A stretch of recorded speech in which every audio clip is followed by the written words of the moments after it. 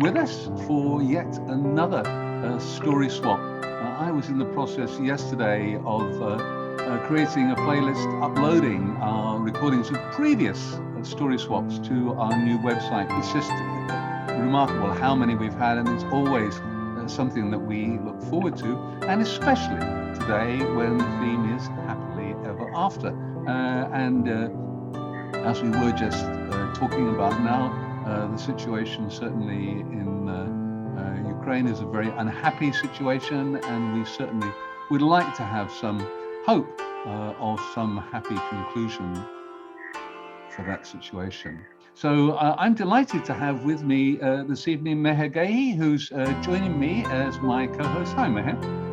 Hey, Roger. Great to share space with you. It's great to have you. What should we say? Stepping outside of your comfort zone and trying the whole kind of hosting thing. This is something that we're really trying to encourage more people to do. Got lots of opportunities. So if anybody else is keen to try this, do let us know. Well, I have a secret to share. The whole goal of doing this was that, by the end of it, hopefully I grow some funny bones just like you have, So you think that's a accomplishable goal? Or am I being too ambitious? No, definitely. Funny bones respond to being tickled and exercised. I'm a great believer that humor is a muscle, and you need to flex it and keep using it. And I don't know if that would translate to bones, but Okay. good, as long as we have fun. So why don't we get this underway? And I think you're starting off with the first teller, aren't you? Sure. Yes. So let's invite our first teller for the day, Divya. Hi everyone. Hi. Hey Divya, you're joining us from Chennai. Welcome to the Feast Story Swap. Are you joining us for the first time for the Story Swap, Divya? Yes, this is my first performance. Oh, so it's your debut performance. That's great. So Divya, tell us, what do you do usually? Are you a storyteller? Are you a teacher? Yes, I'm an edupreneur and a quiz curator as well as a passionate storyteller too. What curator? Sorry, I missed that. Quiz. Oh, quiz curator. That's lovely. Theme-based quiz. Theme-based quiz. Lovely. We'll chat more on that. So why don't you just take the floor? All yours. Yeah. Thank you, Meher. So hi everyone, this is Divya from Chennai, and with this I would like to start my story. Let's get into it. Once there was a blackbird and his wife. They sang so sweetly that everyone who passed by would stop and listen. One day, a king passed by and he heard the birds singing. Catch those birds and put it in the cage. They will sing to me whenever I want, ordered the king. So the servants set a trap, but they caught only the blackbird's wife. They put her in the cage and hung it over the king's bed. She was hopeless. She was so sad, and she wouldn't sing at all. The blackbird got very angry as his wife got trapped. He took a sharp thorn as a sword. He took half a walnut shell and wore it as a helmet. The other half he made himself a little drum and marched towards the king's palace, beating the drum. Rat-tut-tut, rat-tut-tut, rat-tut-tut. On the way, a fox came screaming, Blackbird, Blackbird, where are you going? To fight the king. I'll come with you, man. He has hunted me for years.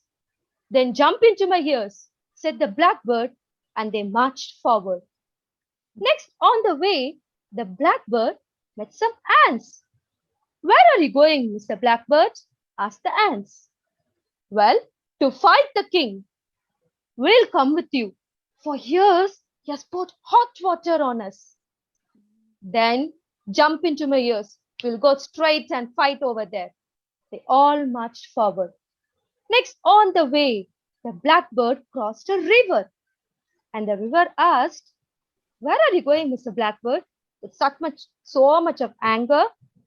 I'm going to fight the king. Wait, I'll come with you. For years he has dirtied me and poured all sort of dust in my river. Then jump into my ears. Join with me. Let's all march towards the palace. They all marched fast, beating the drum, rut-tut-tut, and reached the king's palace. They knocked the door, thump, thump, thump, thump, thump, thump, and a servant opened the door. The blackbird immediately drew his sword and said, I am here to fight the king. Open and say to the king.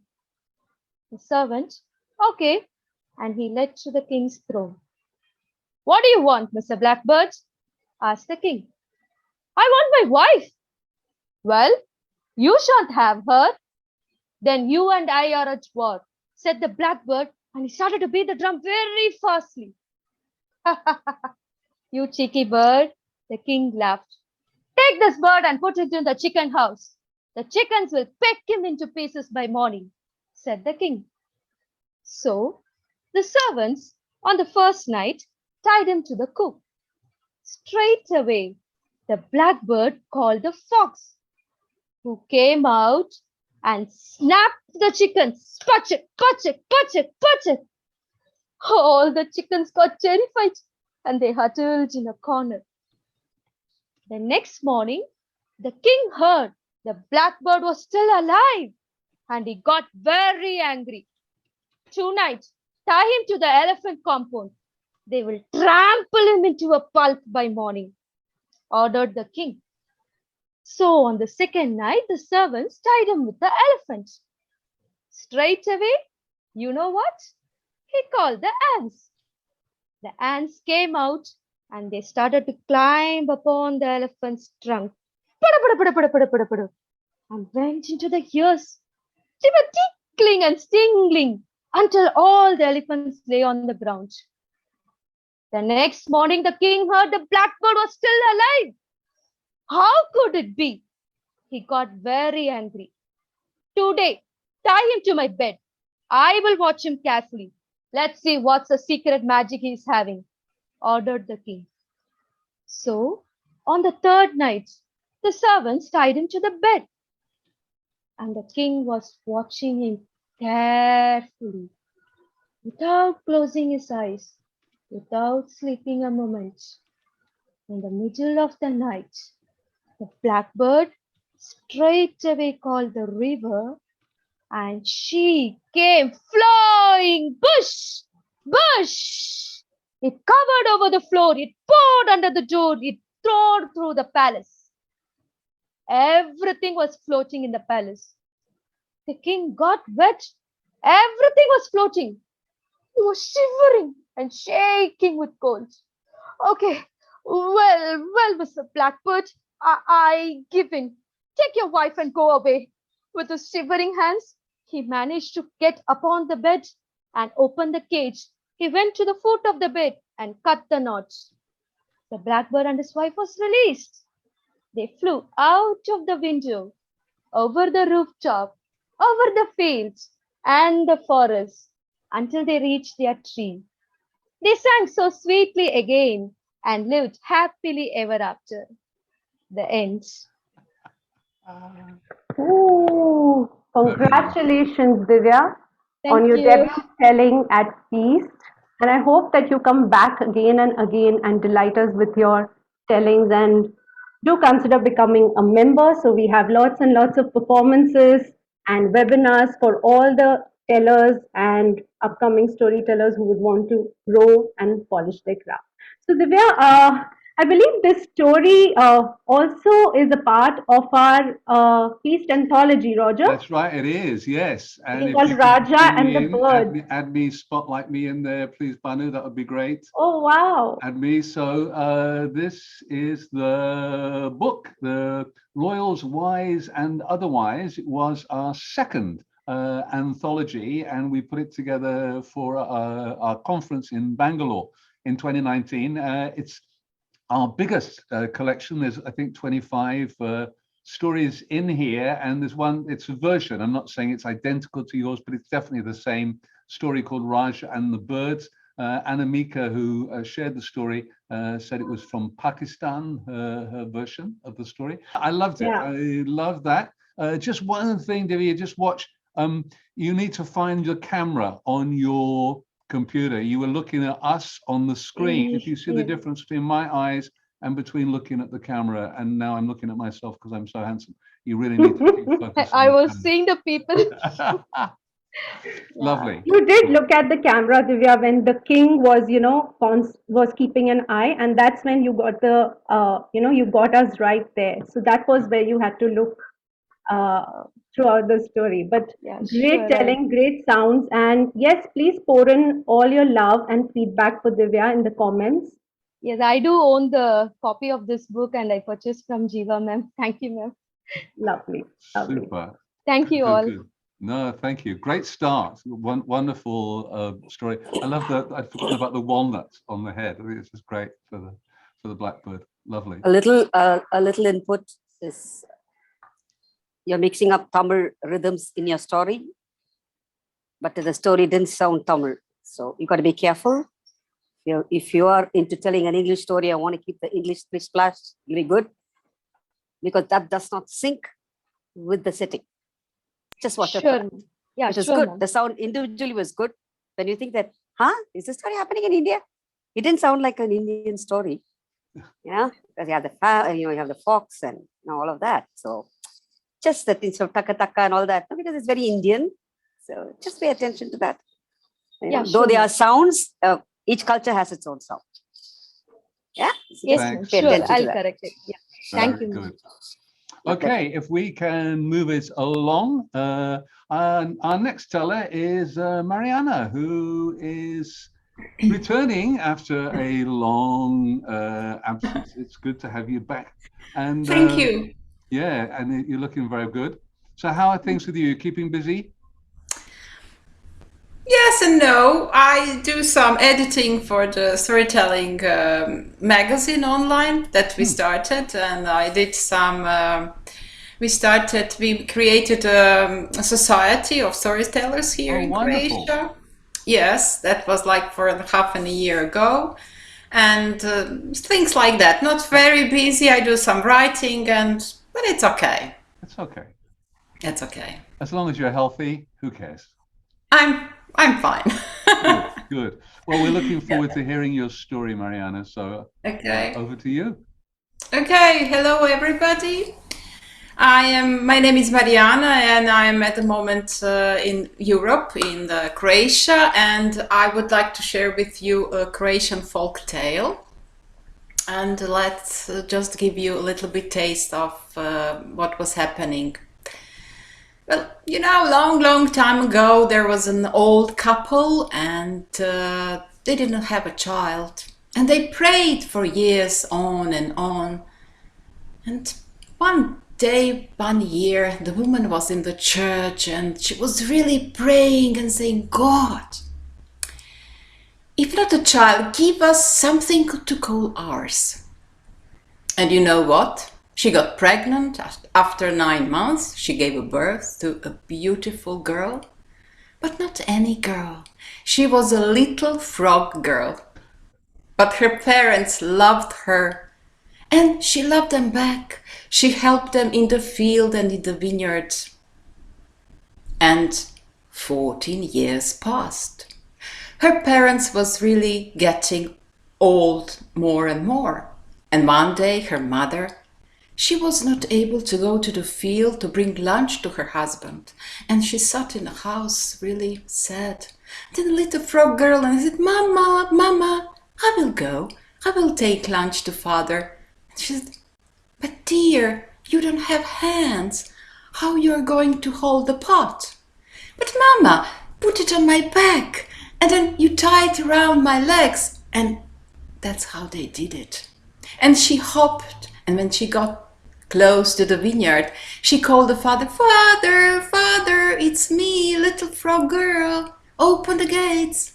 And he opened, and they had lunch together. He took the pot off her back. And in that vineyard, there was a beautiful cherry tree in a full bloom. And she asked father to lift her up. And then she hopped from one branch to another branch, and she started to sing. And my friends, wherever you are, she sung beautifully. Not only does her father hear her singing, but the vineyard, the fields, the hills, and the prince who was hunting in the forest nearby. And his heart was really jumping with joy. And he followed the sound. And when he got close to the vineyard, it stopped. He saw an old man and said, "Please, who was singing?" "Nobody. You heard crows." "But please, somebody was singing." "I heard nobody." "But please, if it is a boy, it will be my best friend. If it is a girl, she will be my love." You know, the old man denied it. He was afraid and maybe scared. And next day the story repeated. She brought the food, they had lunch, and the father lifted her up at the tree, and she sang divinely again. Not only does her father hear her, but the vineyard, the fields, the valleys, the hills, the forest, and the prince who was hiding in the bushes nearby. He got up, his heart is really pumping. He came closer to the vineyard, but it stopped, the singing stopped. And he asked the old man again, and he denied it at first, and he said, "Please tell me, if it is a boy, it will be my best friend, but if it is a girl, it will be my darling." An old man looked at him and said, "Well, I will tell you, but you might get cross. Please tell me." And he said, "It was my daughter, but you have to know she's a frog girl." Prince didn't mind. He asked him to bring her down, and he did. He put her on the ground, and she was singing again. Prince's heart was really pumping with joy. And then he looked at her and said, "Will you be my darling? And please, tomorrow my father is throwing a party. Please come and join us, because my father is going to choose which one of our 3 brothers is going to be the future king. And also bring any flower that you fancy." And she looked at him and said, "Okay, I will come, but send me the white rooster. I cannot hop to that castle, it's too far." The prince agreed. He went one way, the little frog girl, she went the other way. But actually she went to the sun and asked the sun for the beautiful dress. And next morning you should have seen her in that beautiful sun dress. She hopped on the white rooster, waved to her parents, and off she went. And the guards, when she came close to the gates, they were laughing at first at her, looking, what was that? But then she explained them that she was invited to the party and that they should let her in. Otherwise, there is going to be a problem. So they let her in. And the moment the white rooster entered through the door and they passed the door, well, the rooster turned into a fairy. She touched the little frog girl and she became a girl. And you can imagine, she was wearing that really shining, beautiful dress, and the prince saw her, his heart was really pumping. He came closer, asked her to dance, and they danced, and they ate and drank. And then at some point, the king asked his sons and their girlfriends to step forward, and then he asked the girls to show him the flowers. And the girlfriend of the eldest son, she brought a beautiful rose. The king looked and said, "Okay, thank you." And the second girl of the middle son, she brought a bouquet of violets, and the air was really fragrant. And he looked at it and said, "Thank you." And the third came once, a frog girl. She was holding an ear of wheat. And the king looked at her and said, "You, young lady, you brought us the most beautiful and the most valuable flower of all. You know that wheat is very important for the people to be fed. You're very wise and considerate. And you know why? If you decide to marry my son, I will make him the king, future king. And that's how, my dear friends from Asia and all other places, that's how our little frog girl became a queen. And this is the end. Thank you. Super, super, super story. I think that's absolutely my favorite of the stories that you've shared. And your English, you've been working, definitely. That just There love was the way that you tell it. Thank you. There was a Chennai Story Festival, so I practiced a little bit. Maybe that's why. Okay. No. And I had my personal like Zoom storytelling each Friday. I do one story. So I asked my friend to listen to me with this story because I wanted to keep the timing, you know. So I didn't want to have more pauses just to keep it on time. I wanted to be fair for everybody else. Yeah. So thank you. I found that really engaging. Interesting. This is a second story, and I don't think we planned it, Meher, like this, did we? Because were we aware that there was going to be singing in both stories? I don't think so. Do you sing, Marijana? Have you got a beautiful voice? Well, I used to sing in a choir, so... There you are. I think next time that you tell that story, please sing us a Croatian love song or something, you know? Yes, that's what I thought. I would have to do something like that. And when I heard the first story, I said, oh, now it's connecting again, you know. It's always connected. That's so wonderful. It's Thank you all, really. Come, bring Meher into this conversation, please, Banu. Okay, yeah. This is what we were talking about, wasn't it, Meher? We talked about kind of serendipity, because we really don't know what's coming up. Absolutely, Roger. And it's so beautiful how these stories flow into each other without even planning them. So, Marijana, I loved your telling and particularly your pacing. You know, you were so paced out, and it just made me flow with the story. So, thank you for that beautiful telling. Thank you very much, Meher. Yeah. I felt for the prince. I thought his heart was working so hard. Particularly because we've been talking with Rosie with her stroke. Yes, who knows? This prince could end up having to go to hospital because of his pumping, jumping, thumping heart. Brilliant. And since you had mentioned the setting, it is very visual. Kind of, we started imagining, you know, the kind of frog and I love the golden dress, of course. Something very unusual. So you have to imagine that. Yes, so each one would have done their own little dress for the, for the frog girl. Lovely. Good. Thank you all. Wonderful. Thanks, well done. Kapila joins us from Bhubaneswar. Am I right, Kapila? Yes. Which is the east of India. So, Kapila, tell us, how are things at your end? Are we back? Do you think we are back to the pre-COVID era? Yeah, almost yes. Happily ever after, of course, after 2 years. So, namaste from India to all the stalwarts over here. I had been doing this storytelling since long, but I had been a silent spectator to all the feast members. I had been watching all the time the recordings and everything, but this is the first time I'm presenting my story in front of all the feast members. So I'm really glad to be a part of this. And the theme is really beautiful because we all have been through a lot of problems in this COVID. But yeah, as we said, happily ever after. What? Happily ever after? Happily?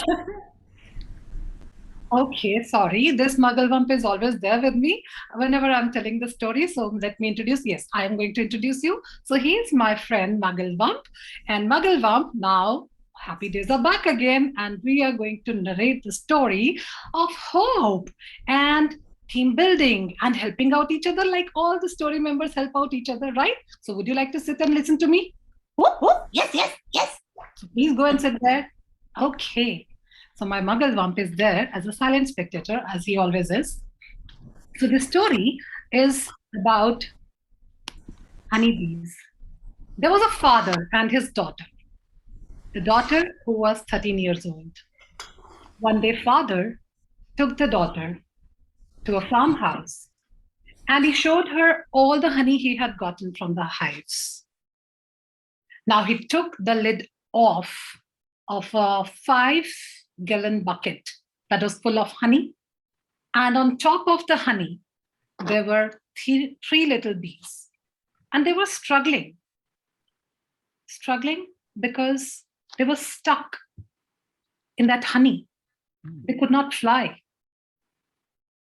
They were almost kind of drowning. Now, daughter asked her father, "Father, can we help them? They would not survive. Let's help them out." "Oh dear, I don't think so. Casualties like this happens, I suppose, during honey collection." But she insisted, "No, father, let us help them out in some way, or maybe kill them quickly and put an end to their misery. I can't see them struggling like this." Then father finally conceded and scooped the bees out of the bucket. He put them in an empty yogurt container and put the plastic container outside. Now, because he had disrupted the hive with the earlier honey collection, there were bees flying all over outside. They put the 3 little bees in the container on a bench and left them to their fate. And after some time, her dad called her out. And then, just to show that what was happening, it was miracle. These 3 bees, the little bees, were surrounded by all their fellow bees. And you know what? They were cleaning the sticky, nearly dead bees, helping them to get all of the honey off their bodies. Father and the daughter, they went inside for some time, then came back again after a short while. And there was only 1 little bee left in the container. And she was being tended to by her teammates. Well, it was time for the daughter to leave, and probably she was expecting that this little bee, the last bee, won't survive. Then they thought of checking it out one more time. Now, to their surprise, all 3 of the bees had been cleaned off enough to fly away, and the container was empty. Those 3 little bees, they lived because they were surrounded by teammates who would not give up on them, who refused to let them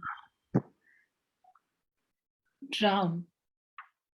They refused to let them drown in their own stickiness. And they resolved to help until the last bee could be set free.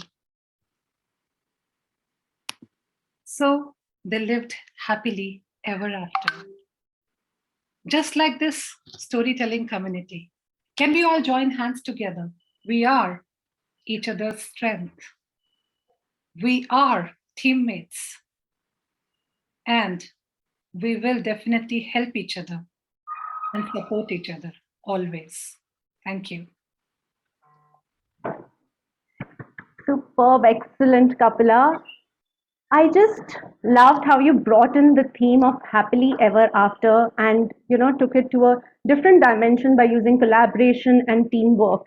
Normally, when we think of happily ever after, it's about a knight in shining armor saving, the lady in distress. But you gave this a completely new dimension, and how it's important that we need to collaborate, especially in times of adversity, and not just to shine I'm by a part ourselves. of a business community where there are a lot of entrepreneurs, so I train them also. So I used this story. It was forwarded by, I think, in one of the groups, and I used this. I don't know the author, but I found it really beautiful, and I thought of sharing this.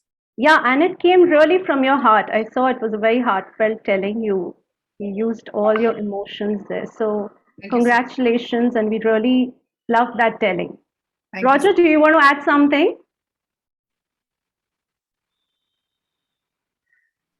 Yeah, I had a question. Is this a story, or is this a scientific fact that bees help each other when they get into a sticky situation?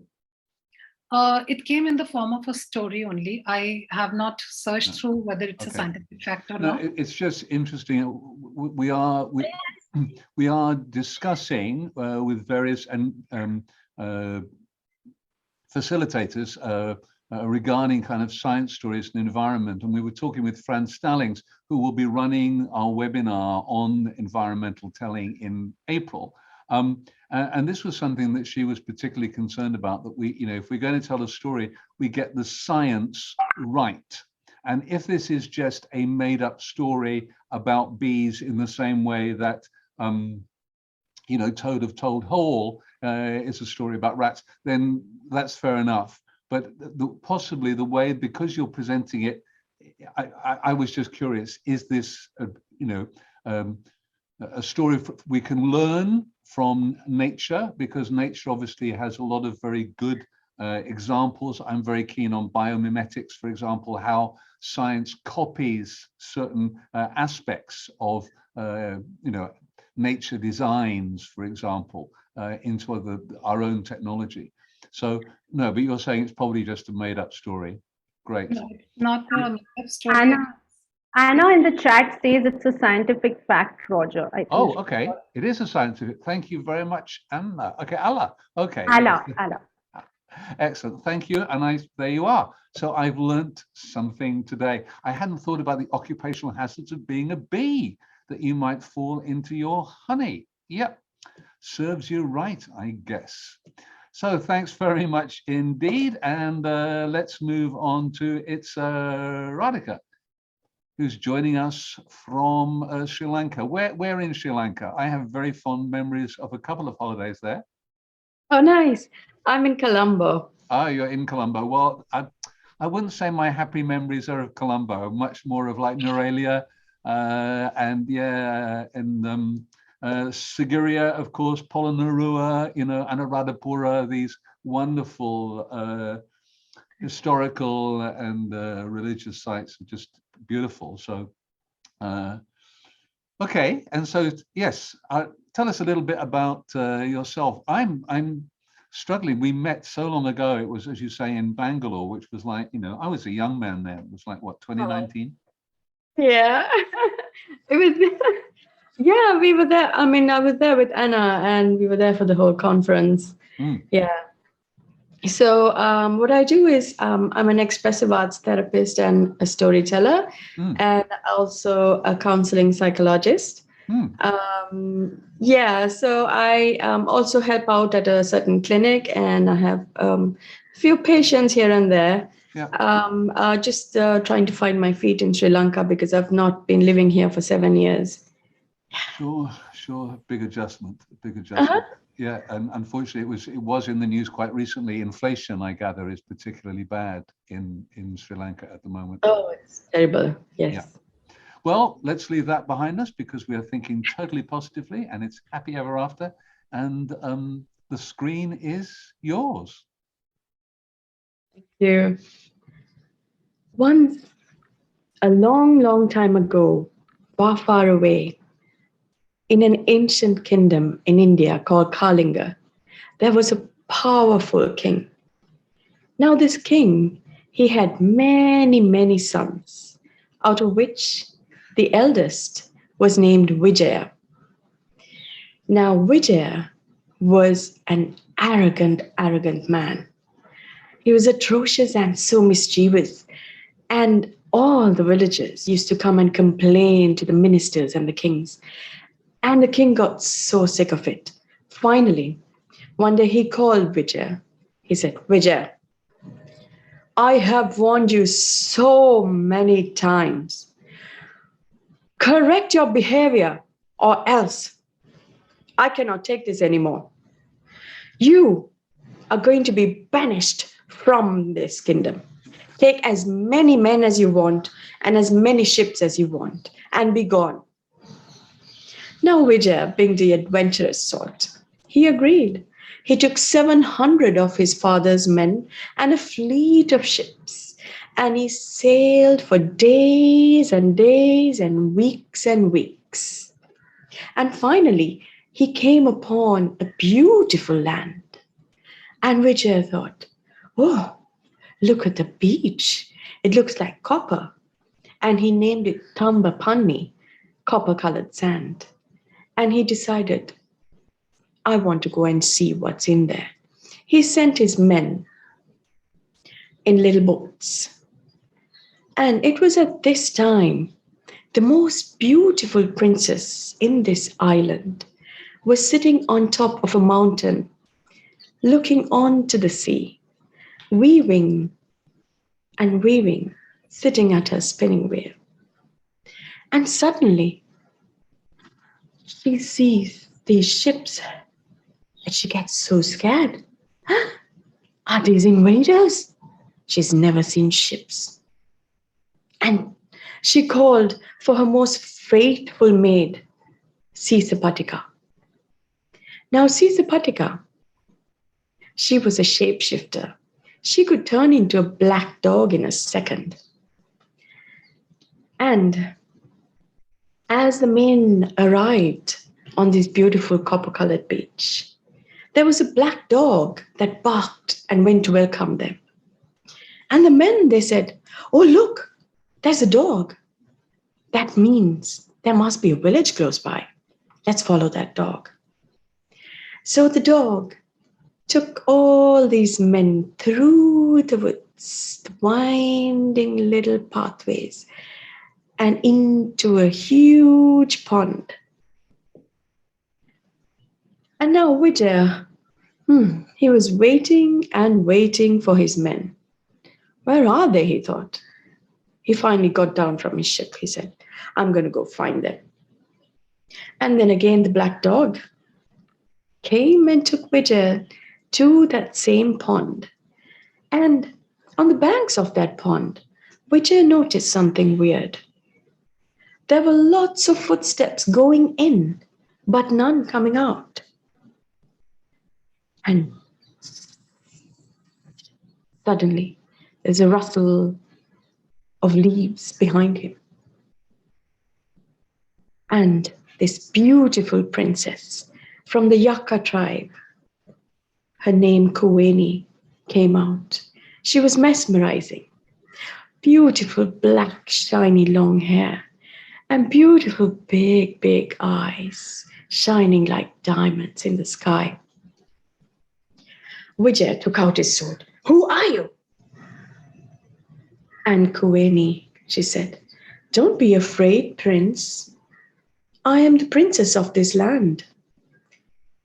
And Vijaya said, give me back my men. I know you took them.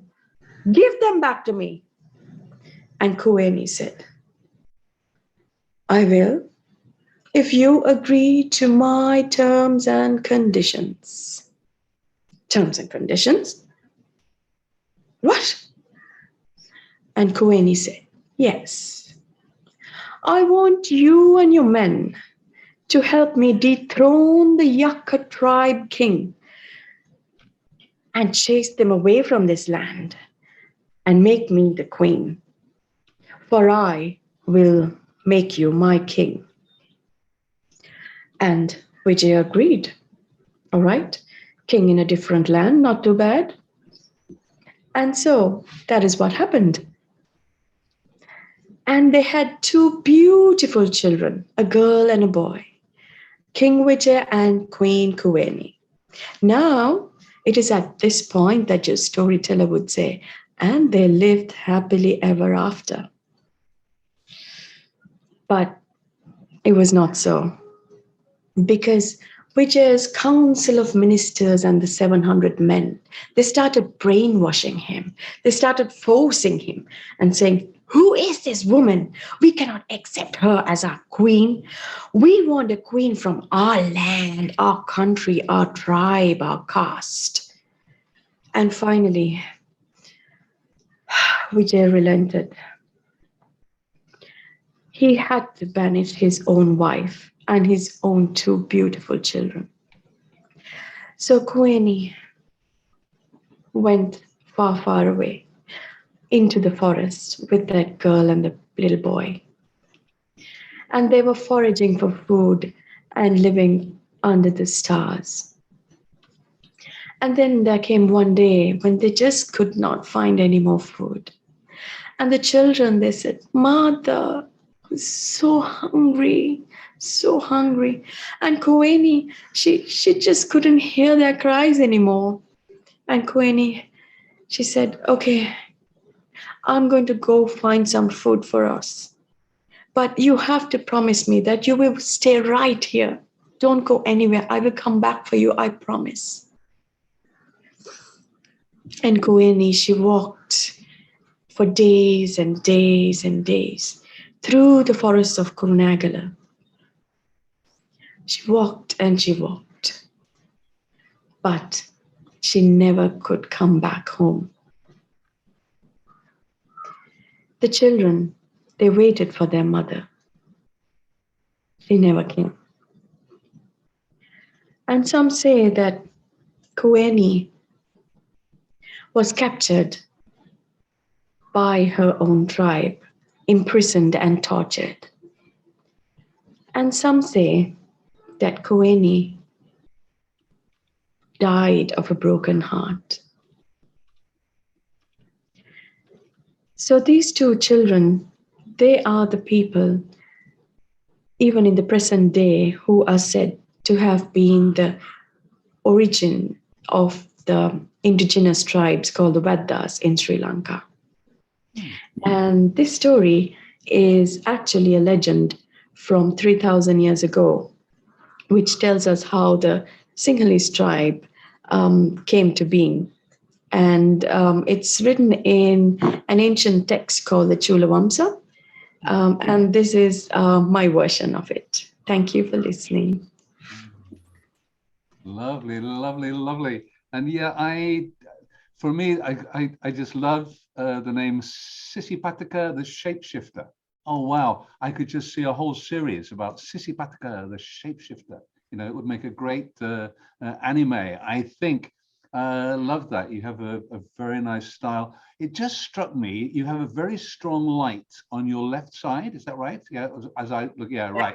And when you lift your hand up like that, your left hand, as you did just now, you cast a wonderful shadow. And you talked about the black dog. And I wondered if you were one of these people who you could make the shape of your hand into the dog, you would be able to cast that shadow onto, yeah, you've got to use that hand because that's where the light, and just bring it down so it's sort of more on your neck here, there, yes. When you talk about the black dog, it's just really, you know, maybe play around with that, or the shape shifting through that, whatever, or possibly, if it was me, I'd be very tempted to have a cutout, and I would, you know, lift it up so that you're using that light to cast the shadow, and then making your chest here the screen on which you're projecting that. I don't know, just it could be fun. Okay, very captivating. You have very expressive eyes. Loved it. Thank you. Great story. Very nice. Yeah. Okay. And I noticed that obviously inflation creeping into your story, because when we talked before the session, you said it was 2,800 years old, and now it's 3,000 plus years old. So its age is inflating. Okay, but I'm sure that one of those is correct. And what's 200 years between friends? Excellent. Meher. Yes. You're keeping very quiet. Yes, hi. Lovely, Radhika. I particularly loved, like Roger said, you know, the impact of the light and how you could do that with your hands. So that would really add to your telling. And what I really enjoyed about your telling is how you were so soulful, and how did you? I wanted to understand. You said you recently moved to Sri Lanka, and how could you get this entire story and get it out here for us? I mean, get the culture into your telling, and how did you do it? How did you just relate so fast? Well, I was born Sri Lankan. Okay. So, yeah, I was born into like a storytelling family. My grandmother, my mother, father, aunts, uncles. So I grew up listening to all these stories of ancient texts and, all these Buddhist Jataka stories and Christian Islamic stories because we are a multicultural and multi-ethnic country. Absolutely. Great. So let's move on. Let's invite Vaishali. Vaishali is joining us from the UK. Hi, Vaishali. Thank you, Meher. Thank you very much, everyone. And I just got to know something that Vaishali does along with storytelling, and I found it really fascinating. So, Vaishali, why don't you tell us? Yeah, so thank you so much. My name is Vaishali, and I am a storyteller, a yoga teacher, and I work with children with special needs here in the UK. And I'm so grateful and I'm happy that today I've got a half day and I'm able to be here to share my story with you. So without any more delays, I would love to just plunge into my story, if that is okay. Yes, the stage is yours. Thank you. Kalinka, kalinka, kalinka mayo, sayagoda malinka, malinka mayo, kalinka, kalinka, kalinka mayo. Many, many, many years ago, in the town of Nizhny Novgorod in Russia, there lived a merchant, and he had 3 beautiful daughters. The youngest was the loveliest of all, for she was beautiful not just on the outside, but also on the inside. Her 2 elder sisters were very mean to her. They picked on her. They made her do all the housework, and they called her little stupid, glupishka. One day, the merchant needed to go out of town for some work, and he called his lovely daughters and said, "What would you like to have as gifts when I return?"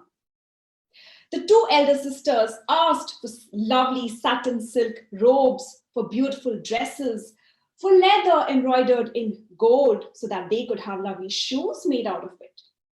And he turned to little Glupishka and asked, "My dear, what would you like to have as a gift?" "Father, get me a silver saucer and a juicy apple," is what she told him. "No wonder we call you little Glupishka," is what the 2 mean elder sisters told her. After a few days, the merchant returned from work, and no sooner had he even got off the carriage, the 2 elder sisters ran and they grabbed the gifts from their father. Little Glupishka helped her father get off the carriage, dusted off his clothes, got him some food to eat, and her father then produced a silver saucer and a juicy apple. And he said, "What are you going to do with this, my little one?" And she started spinning this apple. She started spinning it and spinning and spinning until it was spinning so fast, and there formed a mist. And in that mist, she could see forests, she could see beautiful mountains, oceans, lakes. She could see the palace, she could see the Tsar and the Tsarina. She could see villages, people dancing, having lots of fun. She could see a string of stars. She could see all the beautiful things in the world. Her 2 elder sisters envied her. They wondered, what is it that she was able to see in that silver saucer and that juicy apple? "Give us that silver saucer. Give us that juicy apple. You can have all of our beautiful dresses." No, she was not ready to exchange this for anything in the world. And so the 2 elder sisters went to a dark corner of the house and made a dark plan. "Would you like to come with us for some wild berry picking?" is what they asked her. "No, I would rather play with my silver saucer and my juicy apple, is what she told them. Do you expect us to pluck all the berries and ruin our beautiful clothes? Is what they told her. And so little Glupishka picked up her silver saucer, her juicy apple, and went along with them to the forest. And she plucked, and she plucked, and she plucked, and she plucked wild berries until her bowl was full, and until she emptied all of the bushes. And then she looked at her sisters. She wondered where they are. And there they stood in a corner with an axe. You don't need an axe to pluck berries, do you? She told them. Give us the silver saucer. Give us that juicy apple.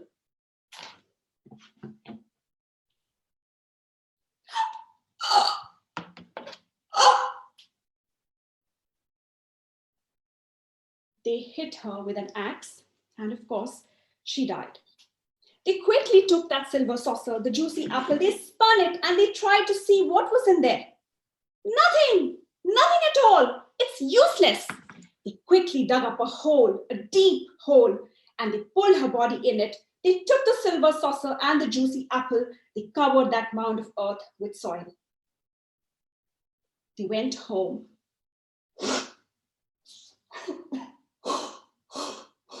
Little Glupishka has been eaten away by wild wolves, is what they told their father. Summer turned to autumn. The leaves had started to fall, and it covered that mound of earth. Autumn turned to winter, and it started to snow, and the mound was covered with snow. And soon winter turned to spring. And from that mound of earth, from the center, a solitary reed had grown.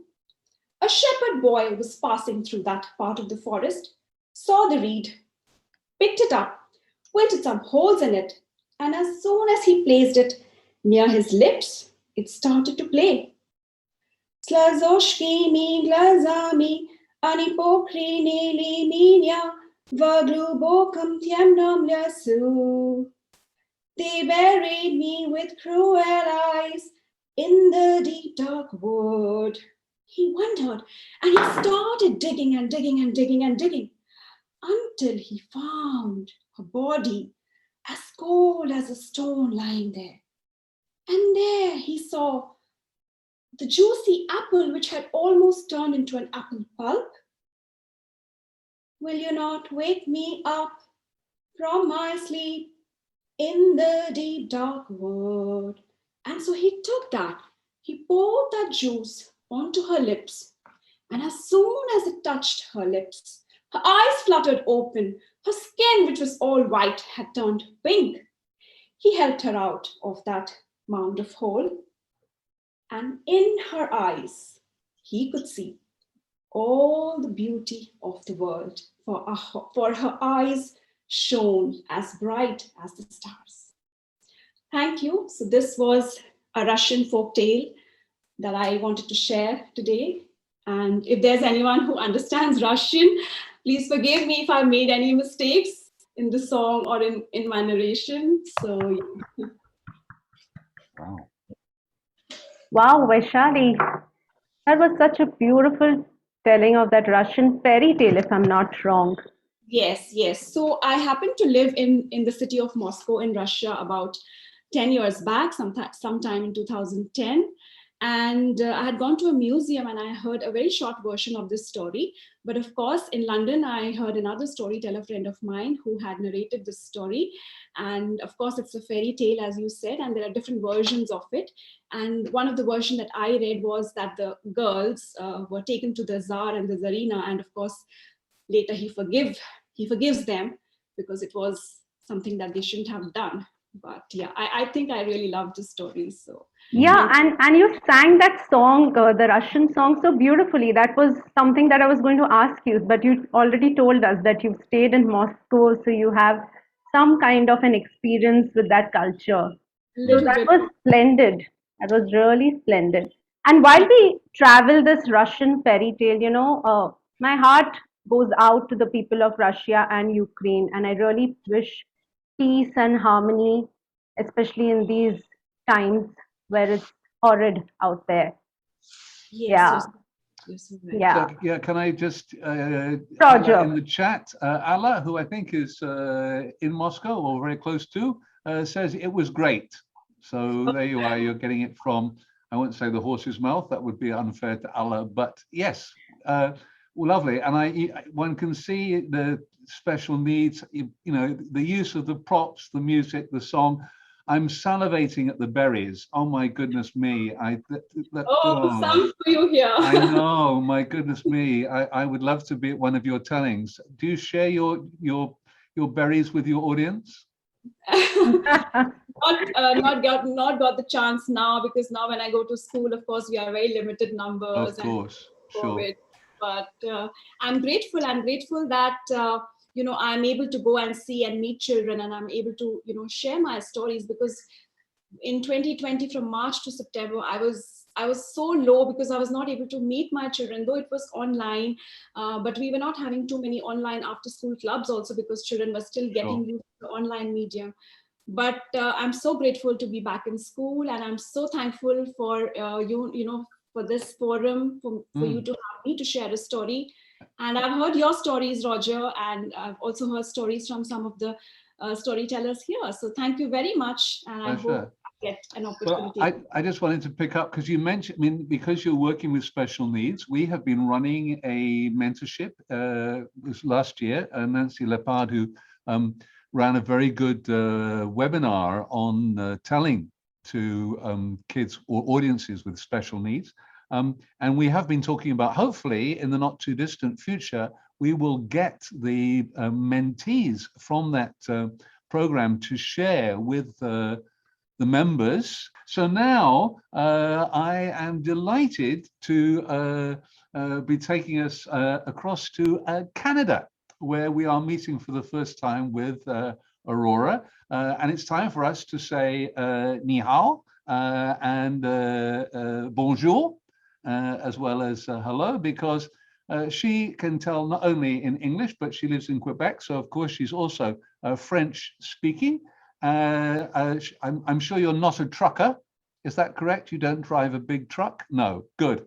And of course, she speaks Mandarin, because this is her focus. And oh, what a surprise. Selena has joined us also from Montreal. Is that a coincidence? Okay. Would you be neighbors? Or I guess Montreal is not just like a couple of streets. It's quite a big metropolis, isn't it?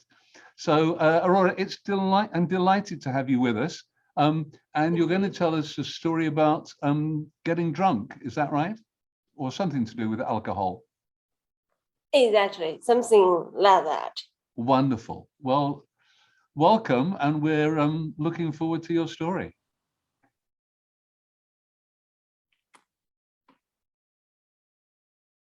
Can you hear me? Can you hear me? We can hear you very well and see you very well.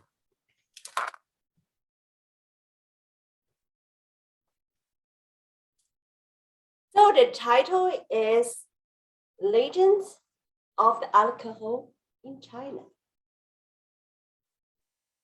As you all know, China has a long story. But do you know, China has a long story producing alcohol? Today, I will tell you a story and tell you what's really happened. Let's go back 7,000 years ago in northern China, in a small village, where you will meet Mr. Wang. Mr. Wang is very kind and hardworking, but he is also the poorest guy in the whole village. Every night, he strategies on how I can become rich. In a hot, muggy day, after lunch, he falls asleep. And in his dream, a curvy with white hair lady, very old, is approaching him. Mr. Wang, I know that you are very kind, but very poor. You deserve to be rich beyond your dream. Take my gourd and collect one drop of blood of 3 different people and pour it in the well of your garden before the sunset. And then the well will produce you a magic drink. And sell it, you will become rich. Mr. Wang wakes up. Nobody around him. But the word is definitely in his head. No idea how to do, he decided to see his best friend. His best friend is intellectual, very kind and well-behaved, and he possibly posed to pander. I have no idea. But if you want my drop of blood, take it. But try the general. Mr. Wang is very happy to get his first drop of blood. He heads over to see the general. The gourd? Dream? Old lady? I have no idea. I'm a general. I'm strong. If you want to take a blood, take it. Mr. Wang succeeds to get his 2 drops of blood. He is almost beside him with joy, and after the general, he searches.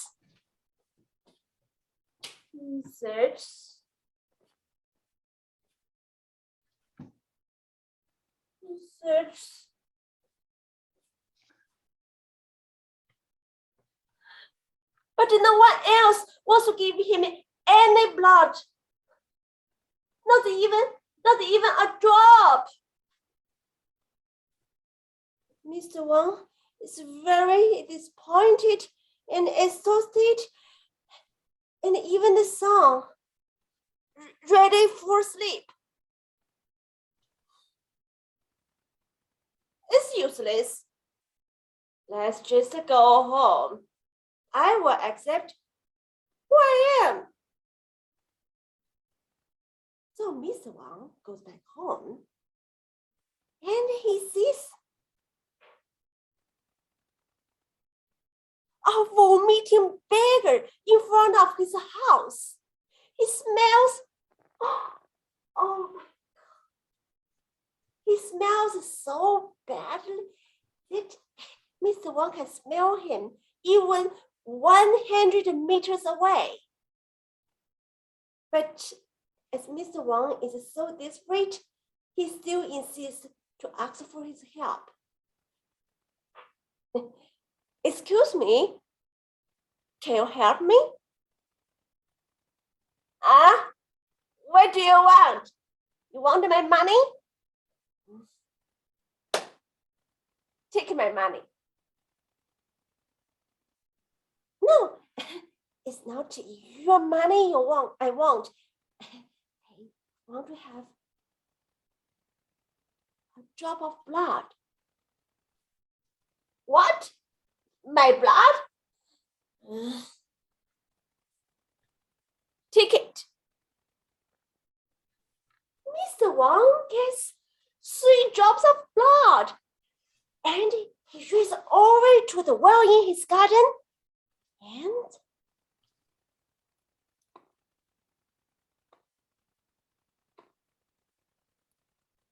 pours 3 drops of blood in the well. A white smoke rises, and the white foam was over the edge.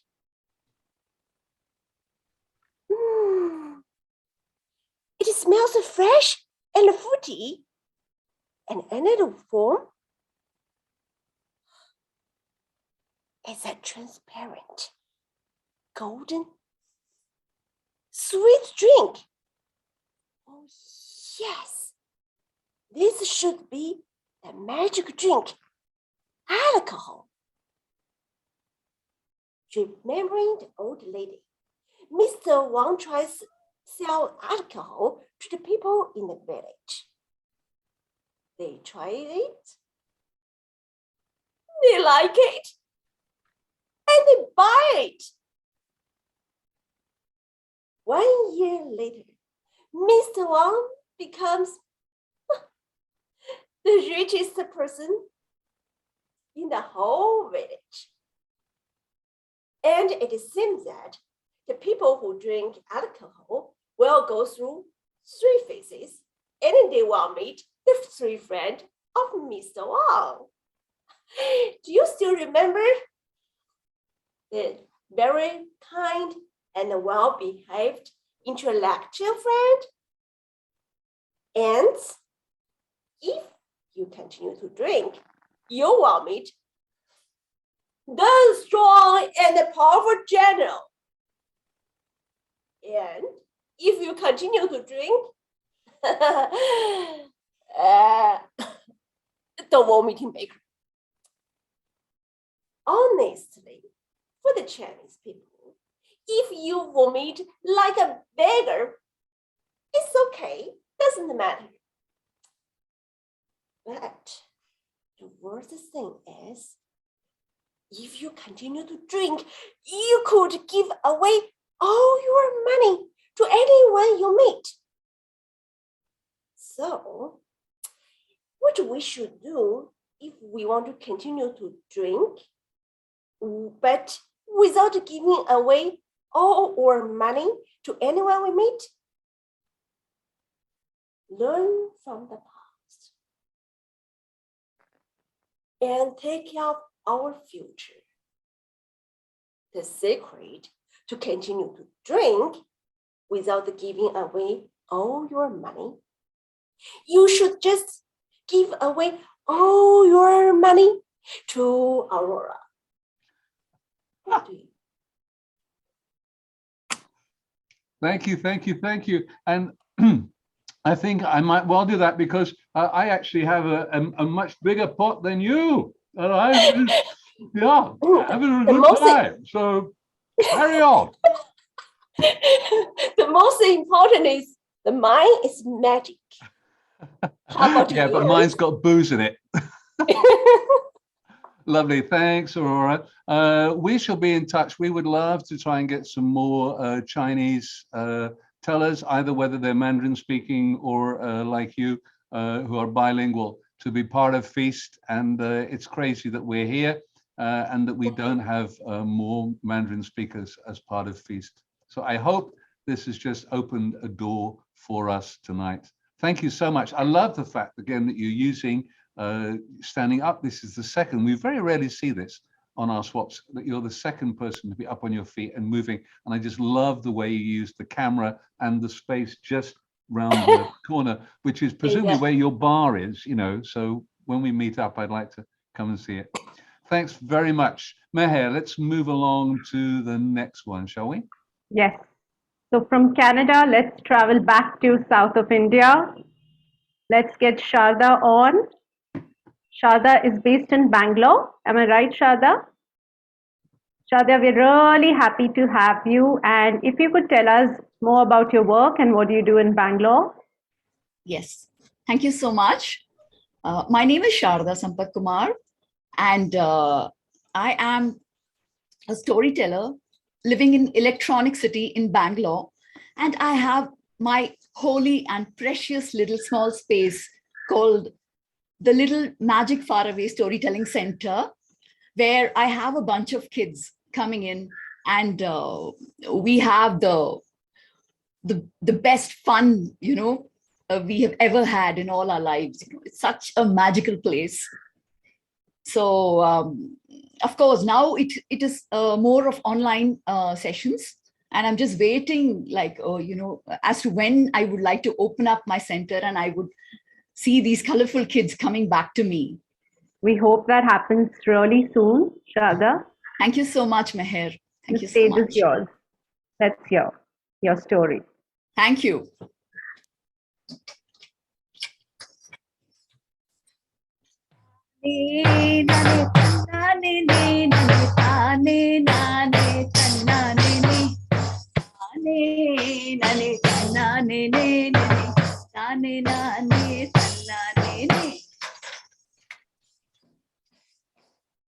It was a wedding to remember, a love worth celebrating. Once in a while, in the middle of an ordinary life, love gives us all a fairy tale. Yes, it was a beautiful wedding, a magical wedding that happened, of course, after a long discussion and long thought processes that happened. My parents and his parents finally consented to get us married. And it was the most enchanting, magical, beautiful wedding. So this went on for many years, and we were really blessed and fortunate enough to serve our parents, our grandparents, because we lived in a joint family. Though we belonged to different communities, we lived together under one roof. And that was when I started enjoying and cherishing what people are, relationships are, how it is to make adjustments in life, how it is to give something out of love to someone in life. So this went on. And we were also blessed by the beautiful gods. We had a beautiful, cuddly baby daughter who was born, and life was beautiful. Until a very ordinary Sunday morning. Only when you have a tryst with death will you start valuing and relishing people, relationships, love, time, and everything in your life. Yes. So I woke up. It was quite late because I could feel the warm yellow rays of the sunshine wafting through my bedroom window, and it shone upon me. And I could observe that through the ray of that sunshine, small and tiny dust particles stood floating, suspended in the air. It is a very normal and ordinary sight, but when you slow down in life and look at intricate small things, only then you realize how beautiful every single thing in life is. So I woke up, I went to my kitchen and switched on my radio. Namaskara Bengaluru rattled away the Bangalore FM. I found my husband was already up and he was reading the morning newspaper in the living room. So quickly, I made my coffee for both of us and I went to the living room. We had a short chat. And after that, it was normal that we both go for our morning walk. But that particular day, I did not feel too well. So I decided that I would stay back while he went ahead to his morning walk. And just as I opened my refrigerator to pick out the things for cooking my breakfast, I had a piercing, a stabbing pain in my lower abdomen. And this pain, I thought, would stop. So I crouched, I hugged my knees to myself, and I sat near my refrigerator. But instead, the pain started dancing in frequencies. It went up and down and up and down and up and down. And somehow I managed to go to my bedroom and I just rested on my bed And thankfully, my husband was back soon. And I told him about this. And after that, he was very generous enough to offer help while I closed my eyes. And it was then I saw these huge black holes in front of my mind. They were swirling away so viciously, so fast. They were jet black. And I was going into this black hole. Nobody was there to stop me. It was terrible. It was like I just kept going inside, it felt as if I had, how it is to switch on your hand blender and put it inside your curd. And you see the swirls, just like that, I kept going into my black hole endlessly.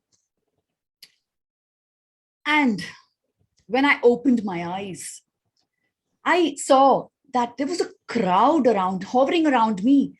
I saw my husband, my baby, my sister who had visited me just then. They were all hovering around and trying to shake me up, wake me up, and trying to, ask me what happened. And that was then I thought that something was really wrong with me. The next time I opened my eyes, I found myself lying down in an ambulance sort of a thing, because that was what I had seen in the movies.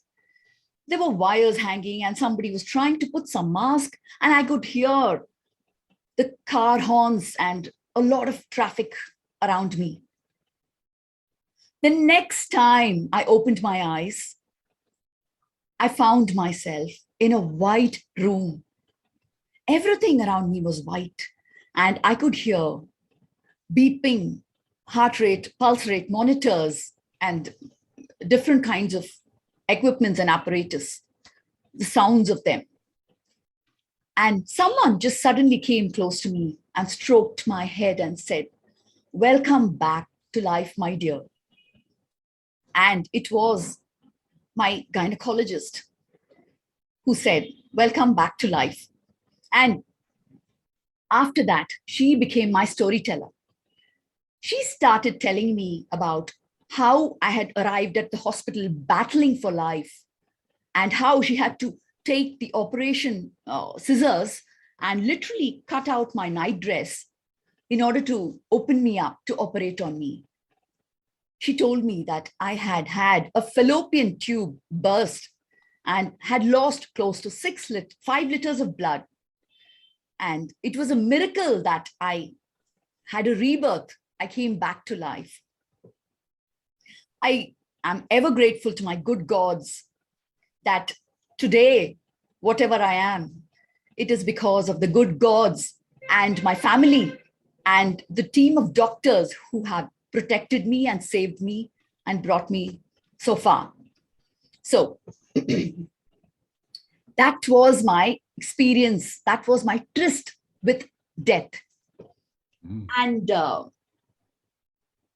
that was when, today, certain moments in life, they give you flashback memories. So while I was in my black hole, I suddenly got visuals of my father's warm smile, my mother's hug, my newborn's face, the day when we both got married.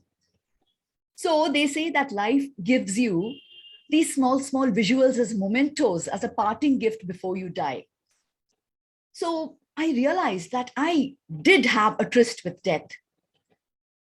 And after this, today, I'm presenting myself as a storyteller to you. That which, these kind of experiences helped me get into this decision that I should cherish life experiences. I should share moments like this and make others also share such experiences with all of us. So thank you so much for your patient listening. Thank you so much. Thank you. Thank you, Sharada. That was a really touching personal story. And I know it takes courage to come out and, share an episode, a piece of your life with everyone. So we're really grateful for that sharing. Thank you so much.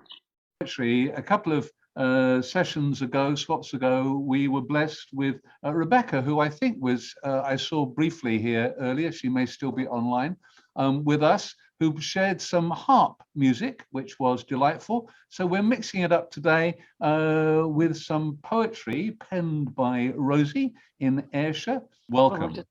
Yeah, thank you. Yes, bloody roses. I think Sharada's story prefaced this well, actually, because we've had a series of these things. Normally, I'm a historical storyteller, but in 2019, I had the stroke, and that kind of stopped all ability to tell any stories or to speak, really. But I did manage to get to write, so this is why this story came out this way. Stroke recovery. You'd think the stroke itself would be the problem, but getting well was progress from then on. They didn't tell me there'd be lots of setbacks or strange new symptoms randomly brought on. The block to thinking was traumatic trouble.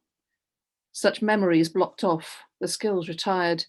My balance could just go, and so could eyesight, and hearing could cut out, no warning plan. Wobbly legs, shivery arms, tingling in the limbs, tumbling falls, memory shortfall waiting in the wings. Months have passed since that traumatic lesion. Pills are popped and warfarin's the star. Daily checks for blood pressure have reason. CT scans and blood tests leaving scars. Memories of time spent on a gurney, drinking tea and eating all that came. Now I've choice and I choose to be healthy, thanking all the staff who played the game. Still wobbly legs, shivery arms, tingling in the limbs, tumbling falls, memory shortfall waiting in the wings.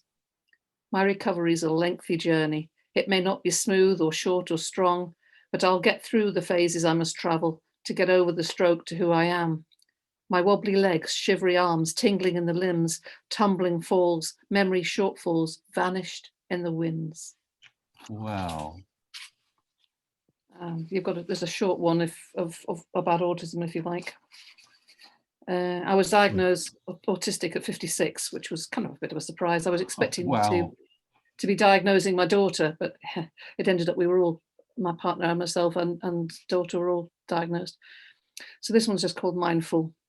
I cannot separate fragments of mind, some call broken, yet my wires intersect to make the net of knowledge that is mine. I'm not just child of narcissistic youth, stroke survivor and autistic savant, not one of those, but all, so hear my truth. I'll not converse in bytes, but DVDs, in raw technicolor with added sense, experience 360 overload in fancy dress. I feel, I hurt, I love, I am in full, too sensitive for normal life, retreat to live among the bees and birds and beasts. This makes me live so vitally intense, no illness this, but fully human sensed. Wow. Thank you. Thank you for sharing both those. As someone who likes to write himself, I really like your style.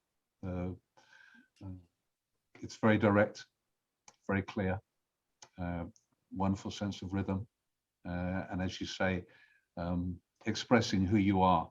The personality is very clear, and I particularly like the second one because autism is something that most of us know so little about. My son was diagnosed with Asperger's. I was on that syndrome. But as you say, it's people often have a very wrong idea about how that affects people and how they see the world and how they live. So thank you for sharing that. What I was thinking, it's something we've considered, is having a webinar on telling stories within a kind of a healing context. And the reason we haven't, I think there are two. One is that we feel that how in 90 minutes can you deal with it meaningfully? And secondly, we don't feel, we wouldn't want people to walk away after having taken a 90-minute webinar to say, oh, now I'm qualified, and to go and do, obviously, the work that you've been doing, Sunny, in the hospice care and applying that. And it obviously requires great sensitivity to the context, to the patient, and so on, and what you're trying to do. But I suspect it is something that perhaps we should continue to consider. And if anyone has any suggestions about how we might do that, or whether it's perhaps it would be a subject where a group of people would like to come together and share experience and stories, then that's certainly something I think that we would listen to. Meher was just saying how much the whole evening has flowed, and I when she said, "How do we do it?" I just said, "Well, you just it's serendipity." It's a bit like in Shakespeare in Love, and Geoffrey Rush's character keeps just saying, "Well, it's a mystery. It'll all work out in the end," and it does. So thank you, everybody, for the variety of stories and the way that you told them. Can I just put in a plug for the Story Walk, which is our podcast? It's just started season 2. The first episode launched this month, and of course, there'll be another episode next month. It's running for 9 months this year. We've got 9 people who are running it. It's a platform for our members. We put them through a very good 6-session online training course late last year. And they're now, one of the things that they're doing to distinguish this year's from last year is that they're having a sequential, if that's the right way to describe it, kind of in the lab. And each week they are sort of going through with lots of tips and techniques from the process. First of all, I guess this month it was about, finding a story, and then how do you kind of learn the story and make it your own, what you can do with it, how do you present it, tailor it to your audience, and so on. So, and the idea is that hopefully you'll get hooked on that. So do listen. Yeah, thank you everyone for being here, and I'm so glad I stepped out of my comfort zone and began my journey of hosting. Thank you, Roger. I think you held on and handheld me through this. Thank you so much.